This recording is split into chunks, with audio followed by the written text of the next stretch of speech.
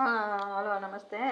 ಆ, ನೋಡಿ ಇದು ತೆಂಗಿನಕಾಯಿ, ಕಾಯಿ ಮೆಣಸು, ಲಿಂಬೆ, ಇದು ಮೂರು, ಆಮೇಲೆ ನೀರುಳ್ಳಿ ಕಟ್ ಮಾಡಿ ನೋಡಿ ಸ್ಪೆಷಲ್ ಚಟ್ನಿ. ಉಪ್ಪು ಹಾಕಬೇಕು, ಸಾಲ್ಟ್ ಹಾಕಬೇಕು, ಇಷ್ಟೇ. ಲಿಂಬೆ, ಉಪ್ಪು, ಸಾಲ್ಟ್, ಲಿಂಬೆ, ಮೆಣಸಿನ್ಕಾಯಿ, ತೆಂಗಿನಕಾಯಿ, ಇದನ್ನು ಚಿಕ್ಕ ಚಿಕ್ಕ ಪೀಸ್ ಮಾಡಿ ಕಟ್ ಮಾಡಿ ಹಾಕಬೇಕು.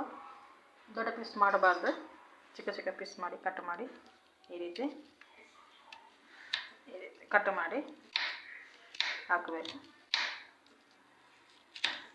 ಕಟ್ ಮಾಡಿ ಹಾಕಿ ಇದಕ್ಕೆ ಮಿಶ್ರ ಮಾಡಬೇಕು.